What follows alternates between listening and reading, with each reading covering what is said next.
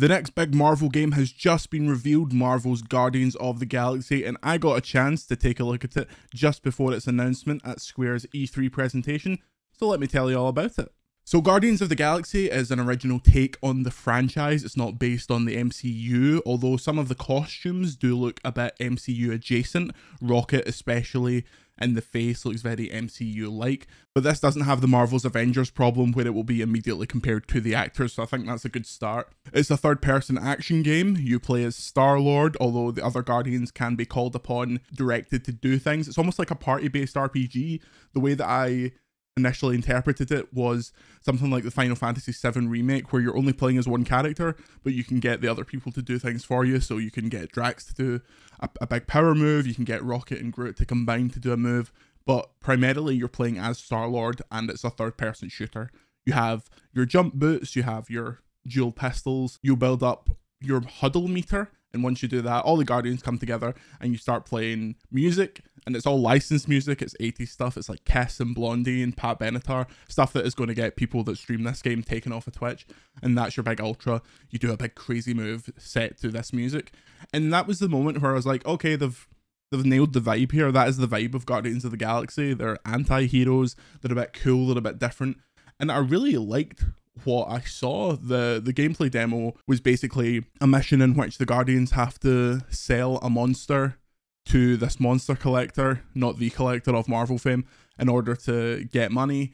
So, but obviously it's a scam because it's the Guardians, so they have to decide whether or not to sell Rocket or Groot, and that decision is actually made by the player because there are dialogue options in this game, which was quite surprising. It's like not quite Mass Effect deep, but it had Telltale-esque. In the corner it'll say like, Rocket is furious that you picked Groot. So once you do that, that affects how the mission plays out, and it affects your team morale. You can imagine that manifesting in things like certain teammates being more powerful. It's not going to, I really doubt it's going to get to the point where one of your teammates is just like, you know what, I've had enough of you being so rude to me, I'm gone.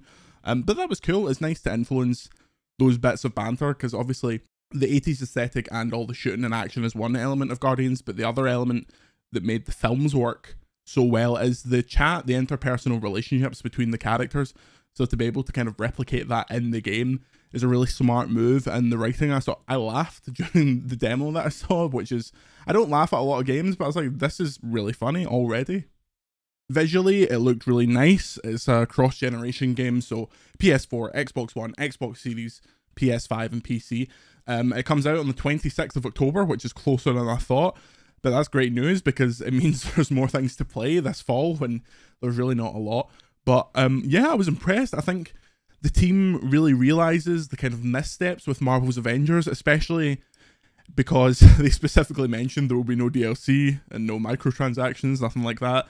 The costumes are all accessible, although they are selling a deluxe edition with costumes that are like throwback costumes, but I wonder if that's a case of, if you buy the deluxe edition, you can use them straight away, but if you don't, you have to unlock them, so we'll see. The game's set several years after a galactic war in which the universe is dealing with the fallout, and so Peter Quill has assembled the Guardians. You've been the Guardians for 1 year, and he's assembled the Guardians to make a bit of cash off of it, so it's the kind of inception of the team is Guardians of the Galaxy Year 1, so that's an interesting point to place the team because they're not close. The relationship between him and Gamora is very frosty. Groot and Rocket are still best pals, which you'll love to see. And Drax is very cold and not the Drax of kind of the later films. Although it's hard to see anyone as Drax other than Dave Bautista. He just nailed it. They did show some stuff that wasn't actually explored in the demo, such as Mantis being part of the game, although you only saw her briefly in a trailer. Apart from that, there's no big villain that you're definitely going to know. People that are really into the Guardians comics will probably know them, but it was, I like my comic books, and even when I heard the name, I was like, I don't know. But I suppose when I first saw the Guardians of the Galaxy film, I was like, who the F for the Guardians of the Galaxy?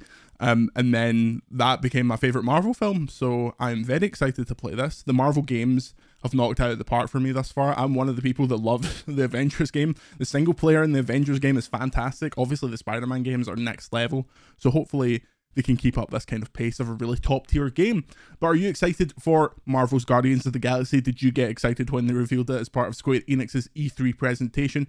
Let me know in the comments below. Until next time, I'm Jordan Midler. See you later. Support for Overlode is provided by our incredible patrons. To support us and receive access to perks and exclusives such as Patreon-only video series, check out patreon.com/overload or click the link in the description. Thank you.